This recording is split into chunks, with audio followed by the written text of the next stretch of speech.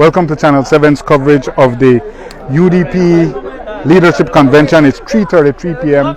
and there are rumblings from inside that first we heard that Tracy Taylor Panton had won by 1, then we heard Shyne won by 11.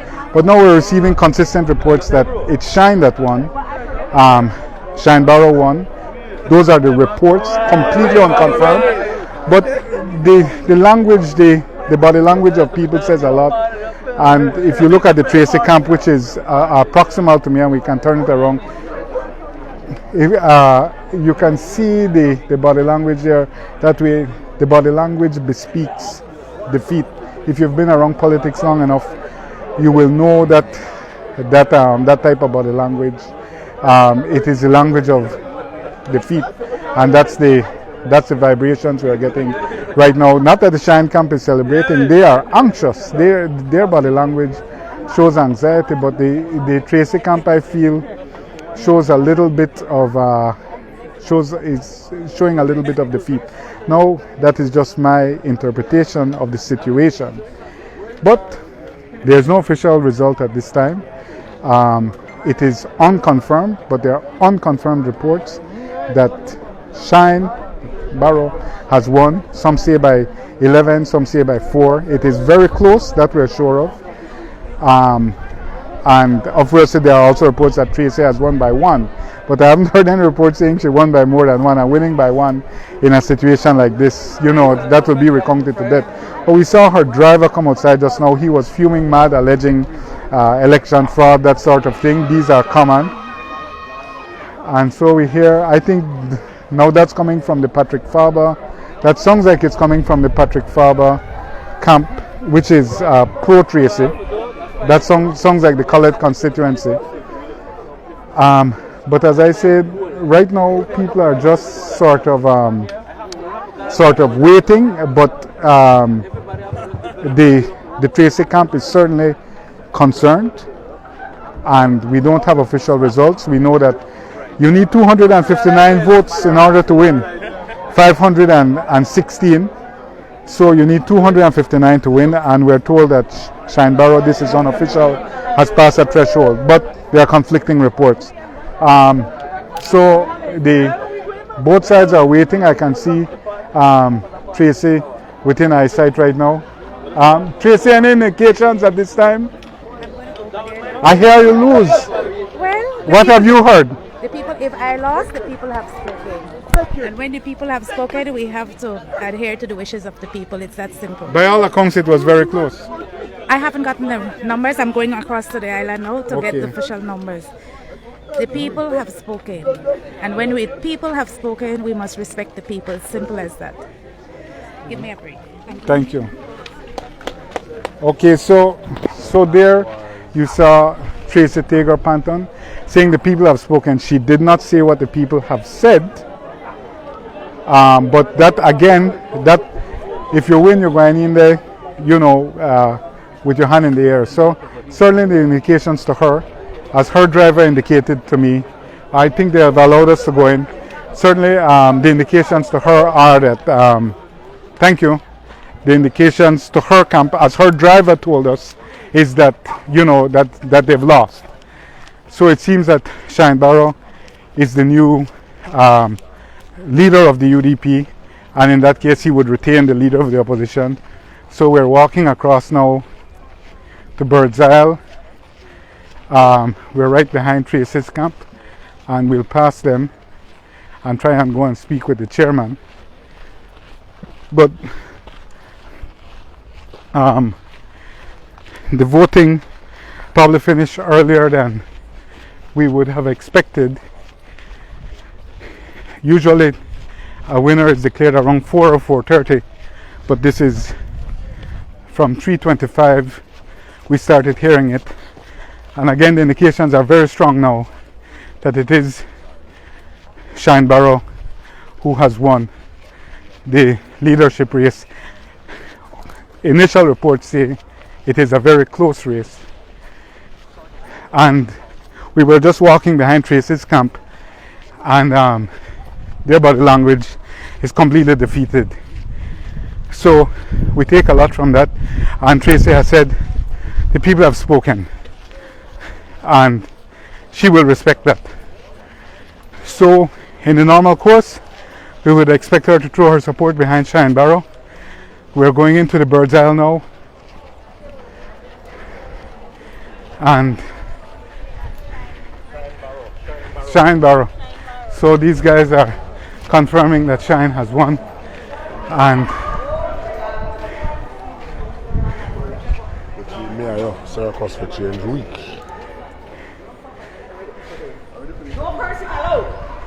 I think you need to say sorry. so I think you need to tell me sorry. they're not like going to win by a lot. It don't matter. If not by one, I win. Not by one. Roosevelt, your candidate lost. My candidate did not lose. Tell me what's going on. My candidate needs to speak. I requested a recount. I was refused a recount. There was discrepancies in the counting process, and I will not accept it. You're a liar. Yes. You need So, to but you don't feel that the greatest spirit of democracy was upheld here today? There were certain discrepancies that I'm not happy with, and that is my position. Thanks. That's the national campaign manager and the campaign manager for Tracy Tager Panton's campaign. Can we proceed beyond here, or we have to wait? We could go in. We can. This is the boundary. So we see in the distance, Courtney, if you can, we see them with the boxes there. I see the deputy chairman, Alberto August, and Tracy is now talking to her campaign manager, Roosevelt Blades. Let's come in. You can't determine if we get that or not. Right now is the argument over recount. Get the shots.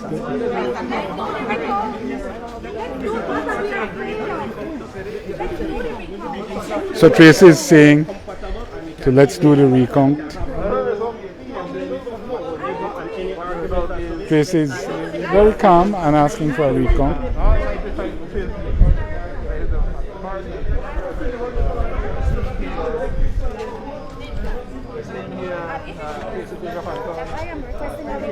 Let's do the recount. Then that appeal needs to be made to the chairman.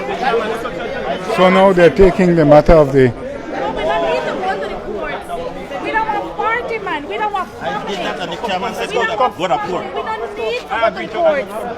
Why do we have to go to the courts? Yes, Mr. Shyne. What? We can't go up there. You were wrong.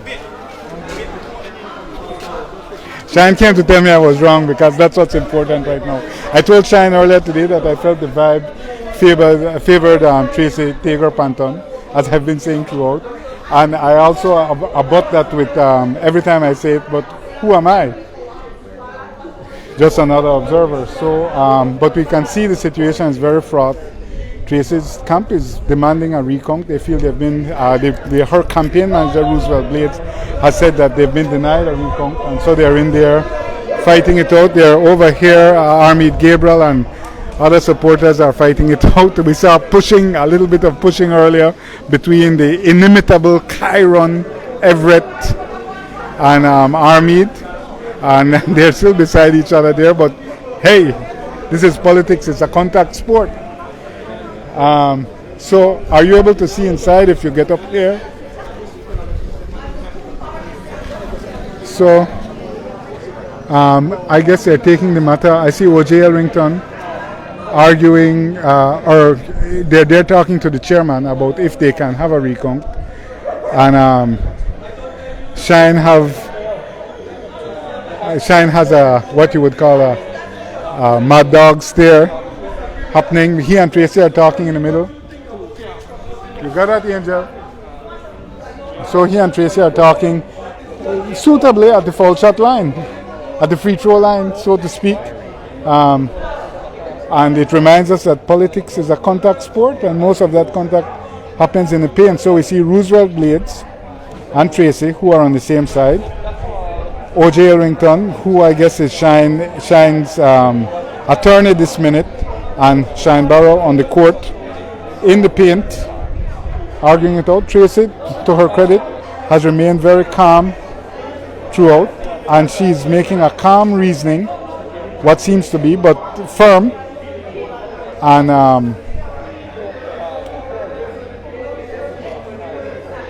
OJ seems to be listening, and I guess they have to take it to the chairman if they want a recount.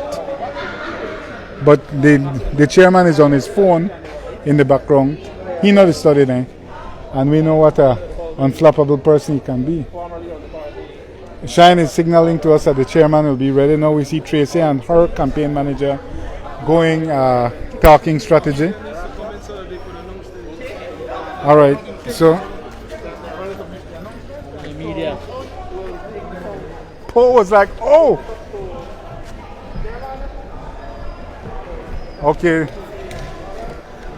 Chairman catching up on his feed. You have the extension? It's in the bag. I'll just put it on here. These are yours, Angel? Yes, sir.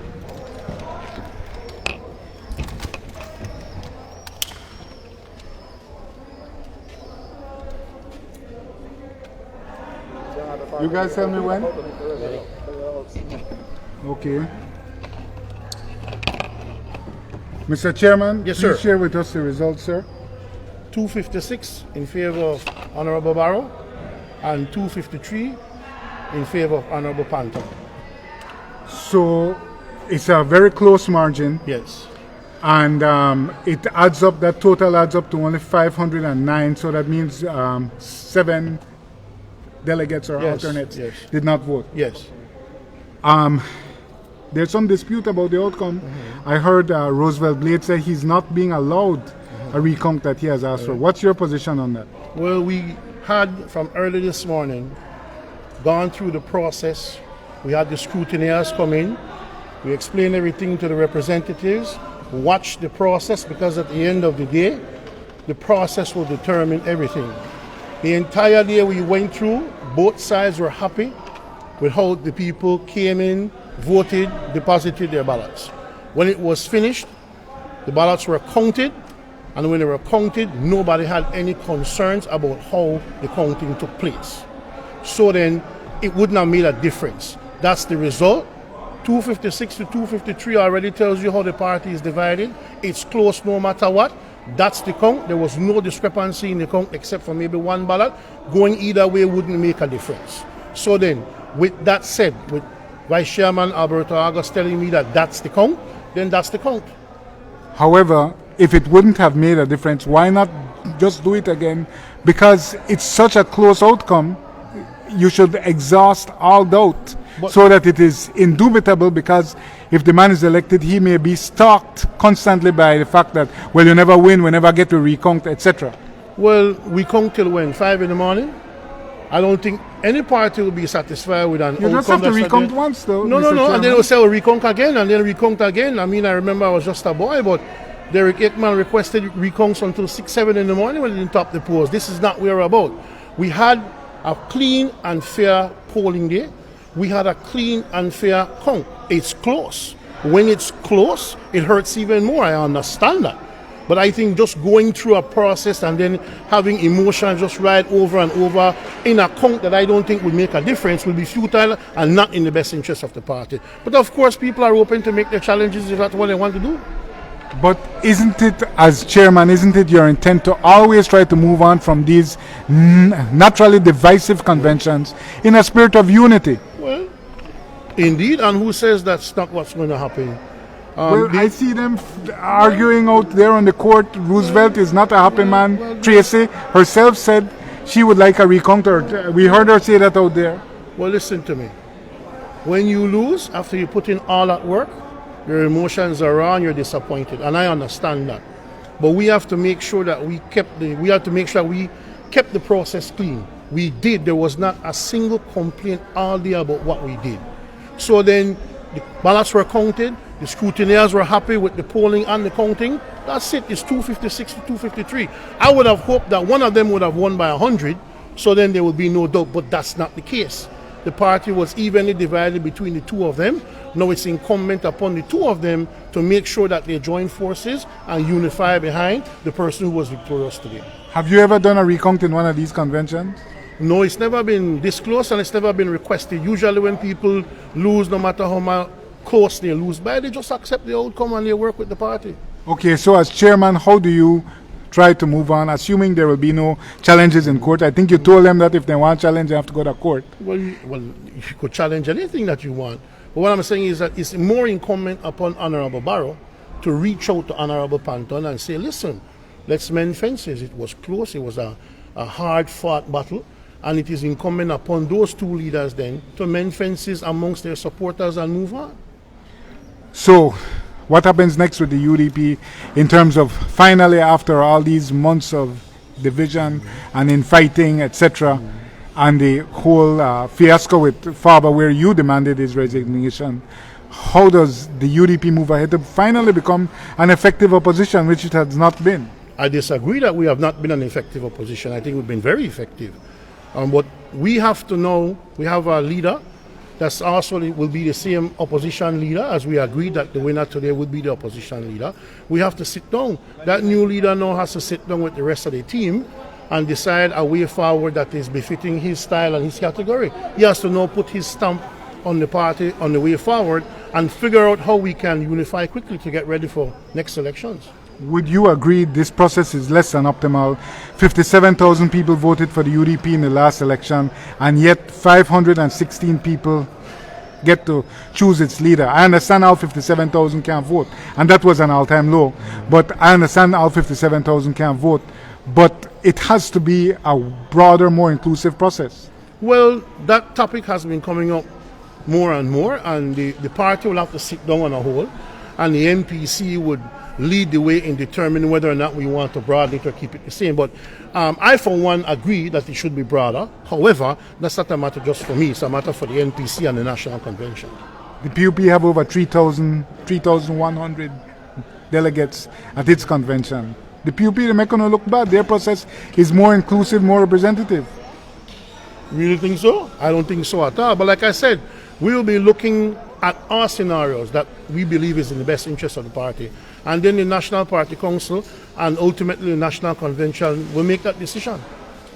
Excellent. So we heard from the chairman of the UDP making it official. The margin again was 253 to 256. To 256. So a total of 509 of the delegates voted. So now we'll try to talk to Shyne Barrow or Tracy Tager Panton. Mr. Barrow.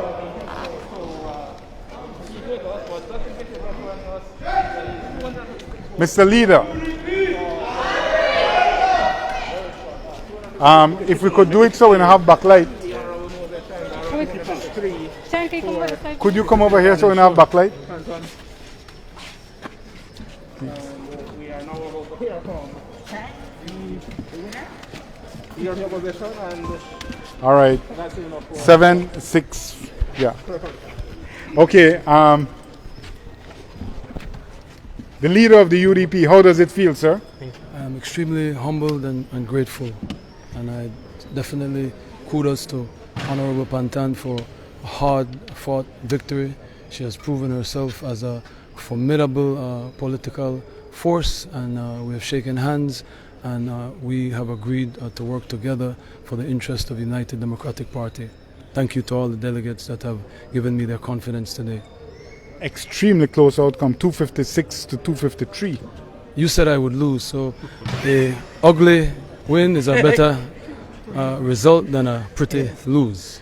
Okay, but so fair enough. Yes. But you know, it's indicative that the party is a very divided party. You know, Michael Jordan has won championships by one basket, so it's nothing new in life. The party is a healthy reflection of democracy. I think we handled ourselves pretty well. There wasn't a lot of mudslinging, any at all. You know, kept it internal, and you know, Tracy and I have been in touch all throughout for parliamentary matters. Today when she walked in, I hugged her. When I walked past her, as we're both campaigning today, we would say hello to each other, and we shook hands and we hugged and we embraced, and we will move forward. Okay, and that's the important thing. How do you try and heal the party? Because we know that whenever a new leader comes in, you're not taking over directly because there was an interregnum without leader. But the first thing you do is you have to flush the loyalists of the former leader, and there are many favorites who remain in various senior positions in the party. What will you do now to instill Shyne Barrow's leadership and loyalty at the highest level? You know, that is not how I'm thinking. I love this party, and part of a democracy is that you will have dissent. So my position has never been to have any type of hatred towards people that were not supporting me. So I say all that to say I am going to sit down. We're going to look at everything. I am more concerned about people who were just occupying positions and not working. But if someone was doing an outstanding job in a particular position, just because that person may have voted for Tracy or may have been a Faber proponent, I am not, my instinct is not to get rid of anyone. That's not how I think. I want what's best for the party. And, wise people actually take those that were against them and get them to join forces with them. And so the same type of, I was telling Roosevelt Blades, I was telling other people, the same type of injuries when they try and inflict on me, if we would come together and inflict that on the PUP, we'd form a formidable force. Why not have a recount? That is a decision for the chairman to make. He made his decision, him and the vice chairman, and so we need to move on. When you were in here, were you lobbying against a recount? I was not lobbying against anything. I said whatever the chairman wants to do, I will accept. So now, explain to me, a lot of people, as I've been saying to you, a lot of people in the UDP, you had significant advantages, I feel, in the campaign. You had the support of the last leader. You didn't have a 2-week interregnum. You were just telling me that, Henry Young, the support, Tracy, Minister Aragon, former senior minister. You were listing all the people that are supporting Tracy. Now you want to come and make it that there was some type of disadvantage. No, I'm saying you were able to campaign uninterrupted. I overcame so many odds, so many historic possibilities that maybe people wanted to see Amir Motley. Maybe people wanted to see, no more Barrow. All kind of thing I overcome. But I'm saying the delegates. You're a global icon, Shyne. This should have been a blowout. Not according to you. not according to you, and not according to some people. You know that I have more disadvantages because of my global currency that I operate in, as you so eloquently put it. And I have many disadvantages because of being a Barrow. Because there's a faction, I don't want to get into negativity, man. Because stay positive. Okay, so now there's a lot of. Can you explain to the Belizean people how did you come up with the fact that I was going to lose and I was going to lose big? I'm not here to answer questions. I just felt the vibrations from your camp were very weak. But I'm just saying. So now, if we look at it, are you willing to make a commitment to start the reform of the delegates process? It's corrupt. It's 516 people choosing what 57,000 voted for in the last election, and that was a low. Obviously, in the last election, UDP only got 38%. Yeah. But I'm saying 516 people is too small a pool of delegates. I am a strong proponent of constitutional reform for the United Democratic Party. And as far as the delegates list is concerned, what I believe needs to happen in the first instance is that delegates need to actually be elected, whereas the practice, contrary to the Constitution, has been that delegates have been appointed. You just send your delegates list into the headquarters and that's it. You put your ma, your auntie, your sister, your wife, your daughter, everybody. So then you could do what you want to do. I don't have a problem with family members being a part of your committee. What I do have a problem with is the constituents not participating in that election. That should not be a selection or an appointment. That should be an election. So under my leadership, I will ensure that there are constituency conventions to elect the delegates. And I will raise the threshold, because I think only 10% have to come out. We need to raise that so that we can have true representation. Now, if that doesn't work, then I would say, all right, let's move to an expansion of the delegates list. But you can bring the delegates list to 50, right? But if we don't follow the procedure to elect them by the constituents and not the area rep, appointing them, you still won't accomplish anything, because I want to have 50 people where I put there. PUP have roughly 100 from each constituency. That they elect. Yes. They do an election. So PUP is ahead of you. Jamaica does 516 as well. Right. And Jamaica is a whole democracy than us. So you can play with the numbers. I'm telling you, to me, I am not opposed to an expansion. The National Convention will determine that.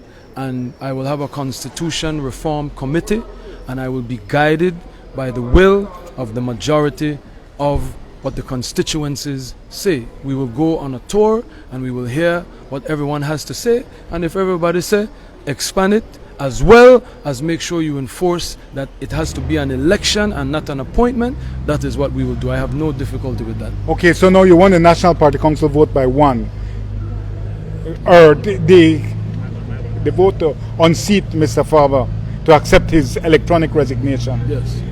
That was one by one. National Convention is 1 by 3. Yes.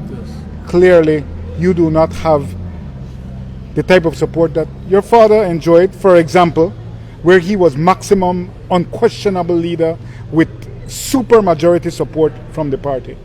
It's early.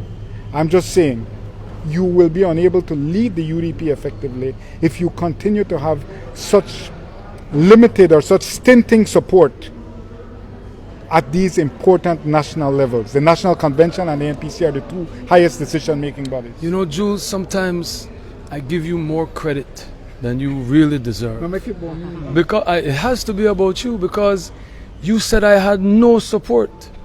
You said nobody not there with me. 51%. Sir, you said I had absolutely no support, no way I can win.